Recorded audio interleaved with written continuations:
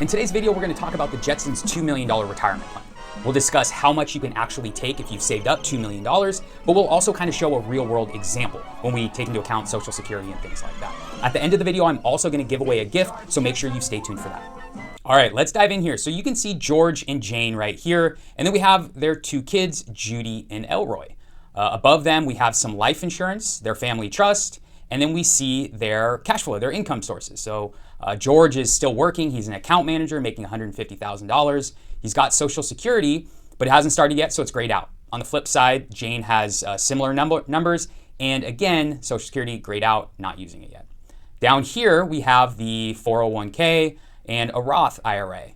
Jane has the same thing. She also has an inheritance piece. So I just want to show that because we always like to plan for things like that, but a lot of times clients don't like to plan for it. So 800 plus 800 plus 400 is $2 million that they've saved up. We're also showing their equity here in their home, but that's not something we actually want to plan for. Again, most clients don't like to use that. That seems to be a backstop in case something, in case they run out of money at the very end. So now let's take a look at their retirement plan. So what we're looking at here is they are funded, they are receiving a 6% rate of return. So that's an important number. We want to make sure that we are not being too aggressive. And just so you know, over the past 20 years, the S&P 500 has averaged about 10%. So when you are pulling back the risk, 6% is fairly safe. Expectations for the future are lower growth. So we don't want to estimate anything. We really want to be conservative in these plans. So if we start going through here, right, their mortgage and property taxes are about $6,000 per month. So $72 a year. And then they have to eat, they have to buy clothes and gas and do all that fun stuff. So they're spending about $4,000 a month.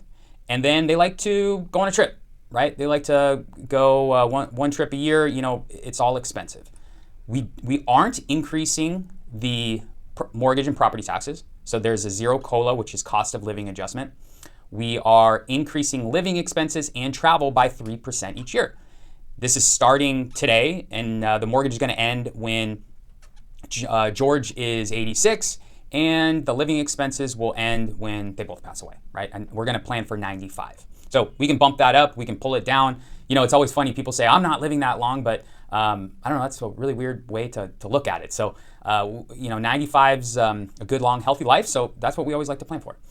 Travel expenses probably going to stop once you hit a certain age. So now let's look at what you have, right? We have Social Security, and we have all these different accounts down here, okay?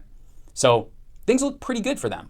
Now, one thing that we do want to take into consideration here is taxes, right? Good old taxes. So a 401k, a traditional IRA, is going to be taxed as ordinary income as it comes out of the account. That's really important because now all of a sudden this $750,000 and this $750,000 is cut down by 25%. So now that $2 million is actually less when you're talking about after-tax income and how much money you need to, live and do all the things that we just talked about previously. The trust, we have 0% taxes because if your advisor is tax loss harvesting like we do, that you should be doing in a taxable account like a trust, a transfer on death, any type of brokerage account, then it should be close to zero if you're doing a good job. Roth IRAs, those aren't taxed. They've already been taxed. They've been growing tax-free, comes out with no tax rate or any loss to taxes. So here's kind of where we sit. And at this point, things look great, right? We have enough money to pay the mortgage, live, and travel. But then George says, well, what about joining the country club? Let's take a look, all right? So he's going to join the country club for 10 years. Things still look pretty good. But I like to go back here because this is really going to show the story. So now we're adding this country club, right, in, let's say, 10 years. And we could even do that sooner. But for this example, we're starting at 75, going to 85. Now, when we're pulling down, the money really gets pretty close down here. But once the membership ends, right, all of a sudden the amount starts kind of ticking back up and our mortgage is ending. So there is a fine line there, right? We're definitely treading the line. But there's plenty of cushion to make changes, right? Maybe you stop your membership a few years earlier. So we would say, yeah, you can probably go ahead and do that. I don't think there's going to be much of a problem. If there is, we can make an adjustment. But what happens if there's a long-term care event, right? We want to make sure that in case of something terrible happen, you're still okay. And here we can see that you're still okay, but again, we're really kind of hitting that threshold, right? We are running out at the very end. Now there is the backstop, right? There's still the inheritance. There's still the equity in the home. So they're still looking pretty good at this point. Let's flip back to the actual basic question of how much can you take from a $2 million account without running out of money.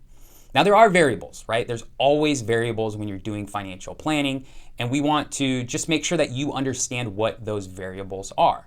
So if you have $2 million, right? Let's go back here. We're going to take Social Security out because we want to see just how much you can pull from that account.